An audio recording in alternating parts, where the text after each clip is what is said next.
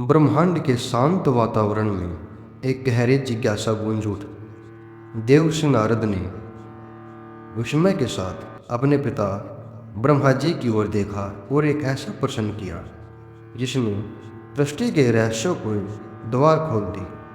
नारद ने पूछा, हे प्रजापति, वह क्या है जिसे पाकर मनुष्य का जीवन सफल हो जाता है? आप महादेव की महिमा का एक गुप्त विस्तार सुनाइए जिसे सुनकर मन तृप्त हो जाए। ब्रह्मा जी की आंखों में एक पुरानी स्मृति जाग उठी। उन्होंने गंभीर स्वर में कहा, तात सुनो, एक समय ऐसा था जब मैं समस्त ऋषियों और देवताओं को लेकर क्षीर सागर के तट पर पहुंचा, जहां स्वयं भगवान विष्णु निवास करते हैं। वहां जो सत्ता प्रकट हुआ उसने देवताओं को सोचने पर मजबूर कर दिया। वह एक क्षण हानि का था या लाभ का। क्षीर सागर की लहरों के बीच भगवान विष्णु ने एक ऐसी चेतावनी दी जिसने देवताओं को चौंका दिया। श्री हरि ने कहा, सावधान, जीवन में वह एक मुहूर्त या एक क्षण जिसमें शिव का पूजन नहीं किया गया वही असली हानि है, वही अंधापन है, वही सबसे बड़ी मूर्खता है और वही जीवन का सबसे बड़ा छिद्र है। विष्णु जी ने स्पष्ट कर दिया कि संसार का हर सुख, चाहे वह सुंदर भवन हो, अलौकिक प्रतिष्ठा हो या मोक्ष, सब कुछ केवल एक ही मार्ग से संभव है, भगवान सदाशिव की भक्ति। लेकिन प्रश्न यह था कि देवता इस भक्ति को साकार रूप कैसे दें? देवताओं की प्रार्थना पर भगवान विष्णु ने देव शिल्पी विश्वकर्मा को एक अद्भुत कार्य सौंपा। उन्होंने आज्ञा दी, हर देवता के अधिकार और उनकी प्रकृति के अनुसार अलग अलग शिवलिंगों का निर्माण करो। तब जो घटित हुआ वह सृष्टि के इतिहास में दर्ज हो गया। विश्वकर्मा ने धातुओं और रत्नों से ऐसे शिवलिंग बनाए जिनकी कांति देखकर देवता मंत्रमुग्ध रह गए। उन्होंने इंद्र के लिए पद्मराग मणि का शिवलिंग बनाया, विष्णु के लिए इंद्र नीलमय का, ब्रह्मा के लिए हेममय स्वर्ण का शिवलिंग बनाया, लक्ष्मी के लिए स्फटिकमय नामक शिवलिंग बनाया, कुबेर के लिए सुवर्ण नामक शिवलिंग बनाया, अग्निदेव के लिए हीरे का वज्र शिवलिंग बनाया, योगी जन के लिए भस्म राख का शिवलिंग बनाया और नागगण के लिए मूंगा का शिवलिंग बनाया। यहाँ तक कि छाया देवी ने आटे की और योगियों ने भस्म के शिवलिंग से महादेव को प्रसन्न करना शुरू किया। लेकिन रहस्य केवल पूजा की सामग्री में नहीं बल्कि उसके पीछे छिपे तत्वों में था। ज्ञान का रंग और मेले वस्त्र का रहस्य। ब्रह्मा जी ने ऋषियों को एक गुप्त सत्ता बताया। उन्होंने साधारण सा उदाहरण दिया, जैसे मेले कपड़े पर रंग नहीं चढ़ता वैसे ही मलिन हृदय पर ज्ञान का रंग नहीं चढ़ता। उन्होंने समझाया कि जब तक मनुष्य का शरीर और मन देवताओं की पूजा से निर्मल नहीं होता तब तक परम ज्ञान प्रकट नहीं हो सकता। उन्होंने बड़ी चेतावनी भी दी, जो अज्ञानी यह समझकर प्रतिमा पूजन छोड़ देता है कि वह ज्ञानी हो गया है, उसका पतन निश्चित है। जैसे सूर्य एक है पर जल के अलग अलग पात्रों में वह अनेक दिखता है, वैसे ही एक परमात्मा हर रूप में व्याप्त है।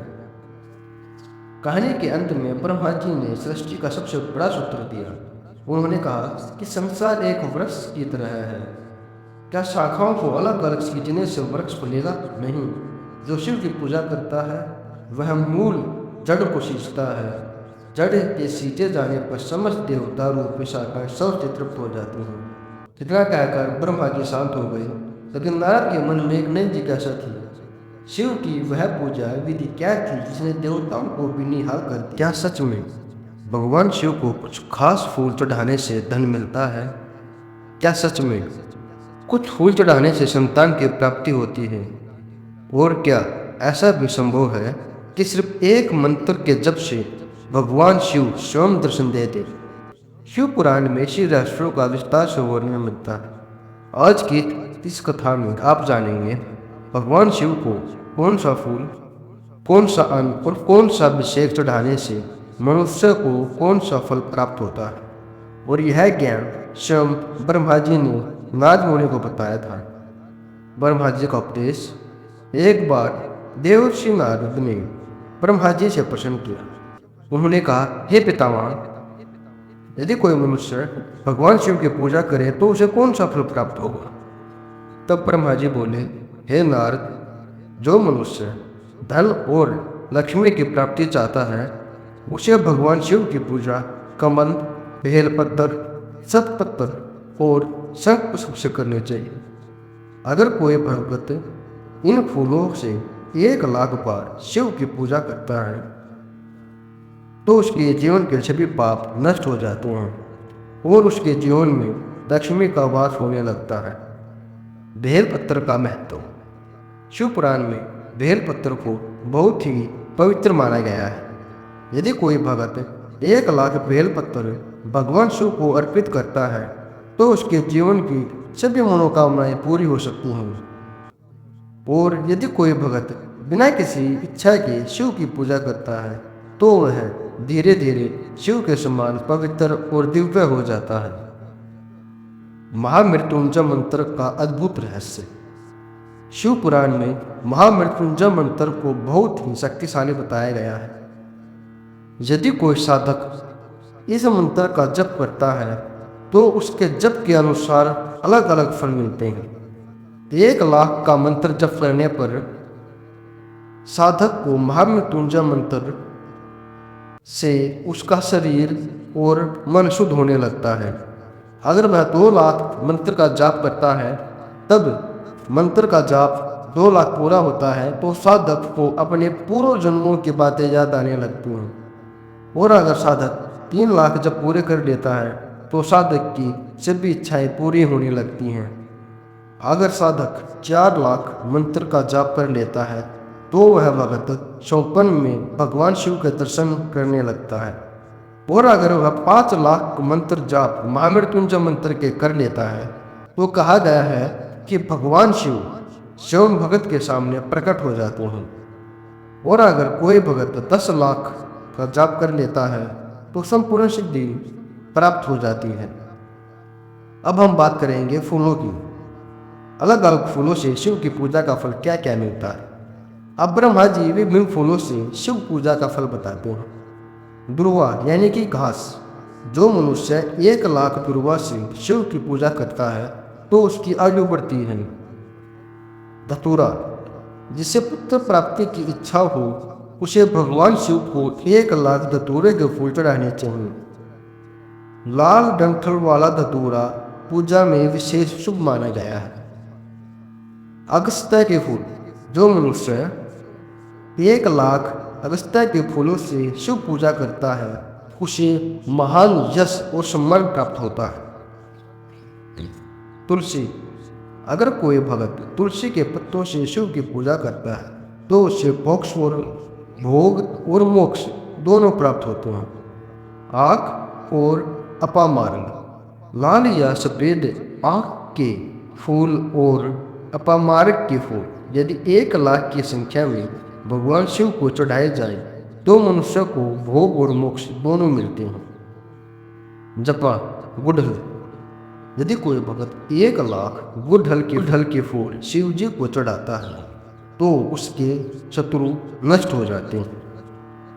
करवीर यानी कनेर। 1,00,000 कनेर के फूल अगर भगवान शिव को अर्पित करे जाएं तो मनुष्य रोग से दूर हो जाता है।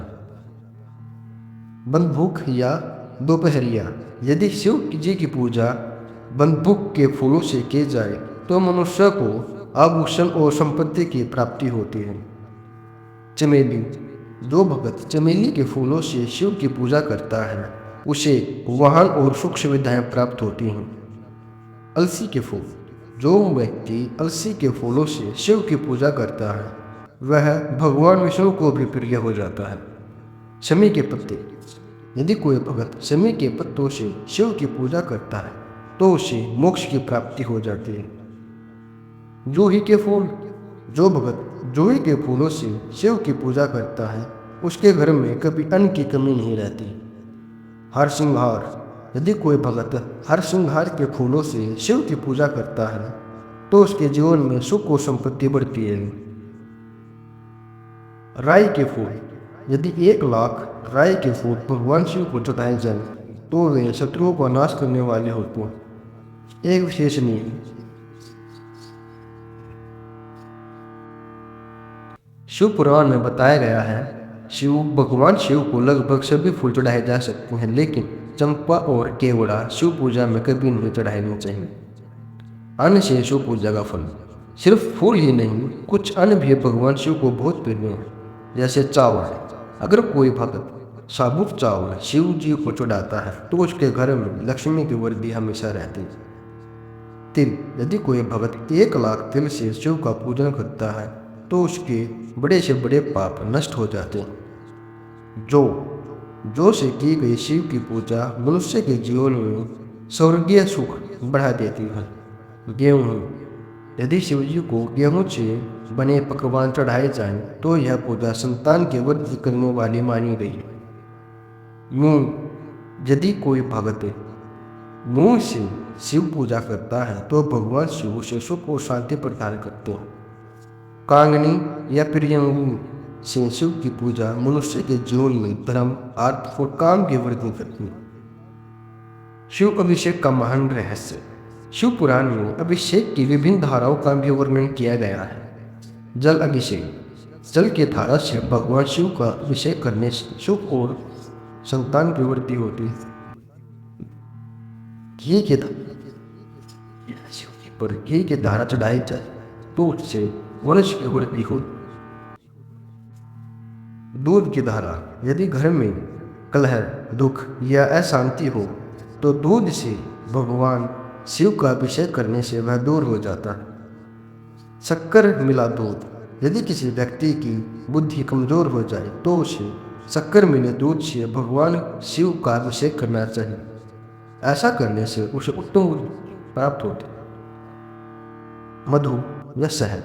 यदि कोई व्यक्ति शहद से भगवान शिव की पूजा करता है तो उसके कई रोग दूर हो जाते हैं। गन्ने का रस। गन्ने के रस से भगवान शिव का अभिषेक जीवन में आनंद और सुख बढ़ाने वाला माना गया है। गंगा जल। यदि शिव जी पर गंगा जल की धारा चढ़ाई जाए तो मनुष्य को भोग और मोक्ष दोनों मिलते हैं। इसका अंतिम संदेश ब्रह्मा जी ने बताया, हे नारद, यदि कोई मनुष्य सच्चे मन से भगवान शिव की पूजा करता है तो उसे सिर्फ धन और सुख नहीं बल्कि मोक्ष की प्राप्ति हो सकती है। इसलिए कहा गया है, भक्ति में शक्ति है और शिव भक्ति में मुक्ति है। क्या आपने कभी सोचा भगवान शिव की पूजा सही तरीके से कैसे की जाती है? क्या सच में एक विशेष विधि से की गई पूजा मनुष्य को सुख, समृद्धि और मोक्ष तक दिला सकती है? शिव पुराण में भगवान शिव की पूजा की एक ऐसी सर्वोत्तम विधि बताई गई है जिसे स्वयं ब्रह्मा जी ने नारद मुनि और ऋषियों को बताया है। अगर कोई भगत इस विधि से भगवान शिव की पूजा करता है तो उसके जीवन के सभी कष्ट दूर हो सकते हैं। ब्रह्म मुहूर्त में उठना। ब्रह्मा जी कहते हैं, जो मनुष्य भगवान शिव की पूजा करना चाहता है उसे ब्रह्म मुहूर्त में उठना चाहिए। नींद से उठते ही सबसे पहले माता पार्वती और भगवान शिव का स्मरण करना चाहिए।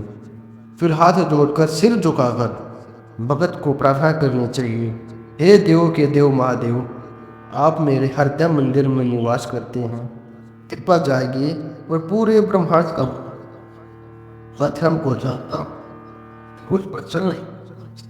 मैं अधर्म को भी नहीं जानता हूँ, फिर भी उससे दूर नहीं रह पाता। हे महादेव, आप मेरे हृदय में स्थित होकर मुझे सही मार्ग दिखाइए। उसके बाद शारीरिक शुद्धि। उसके बाद गुरु का स्मरण करके मनुष्य को शरीर की शुद्धि के लिए बाहर जाकर शौच आदि करना चाहिए। उसके बाद मिट्टी और जल से शरीर को शुद्ध करना चाहिए। फिर दोनों हाथ और पैर धोकर दातुन करने चाहिए। सूर्य उदय से पहले मुंह को 16 बार पानी से धोना चाहिए। कुछ दिनों में दातुन नहीं करनी चाहिए। शिव पुराण में बताया गया है कि कुछ दिनों में दातुन नहीं करनी चाहिए। छठी, प्रतिपदा, अमावस्या, नवमी और रविवार को, इन दिनों शिव भगत को दातुन का त्याग करना चाहिए। नहाने की विधि क्या है? इसके बाद नदी, तालाब या घर में ही शुद्ध जल से स्नान करना चाहिए, लेकिन कुछ विशेष अवसरों पर गर्म पानी से स्नान नहीं करना चाहिए, जैसे रविवार को, श्राद्ध, संक्रांति, ग्रहण, उपवास के दिन, तीर्थ यात्रा के समय। स्नान करते समय मनुष्य को अपना मुख पूर्व या उत्तर दिशा की ओर रखना चाहिए। उसके बाद तेल लगाने का नियम बताया गया है। अगर कोई व्यक्ति स्नान से पहले तेल लगाना चाहता है तो उसे दिन और समय का ध्यान रखना चाहिए, लेकिन जो व्यक्ति प्रतिदिन तेल लगाता है उसके लिए यह किसी भी दिन दोषपूर्ण नहीं माना गया है। शुद्ध वस्त्र धारण करने चाहिए। स्नान के बाद मनुष्य को शुद्ध वस्त्र पहनने चाहिए। जो वस्त्र किसी दूसरे ने पहने नहीं हो, रात में पहना गया हो या गंदा हो, उसे उस वस्त्र को पहनना नहीं चाहिए। ऐसे वस्त्र पहनकर पूजा कभी नहीं करनी चाहिए। तर्पण या आचमन। स्नान के बाद देवताओं, ऋषियों और पितरों को तर्पण देना चाहिए। फिर शुद्ध वस्त्र पहनकर आचमन करना चाहिए। पूजा स्थान की तैयारी कैसे करें? उसके बाद शौच स्थान में जाकर गोबर आदि से उस स्थान को पवित्र करना चाहिए। फिर वहाँ सूत्र को शुद्ध आसन लगाना चाहिए। यह आसन लकड़ी का, साफ और अच्छी तरह फैला हुआ होना चाहिए। उसके ऊपर मर्ग की जाम आदि बिछाई जा सकती है।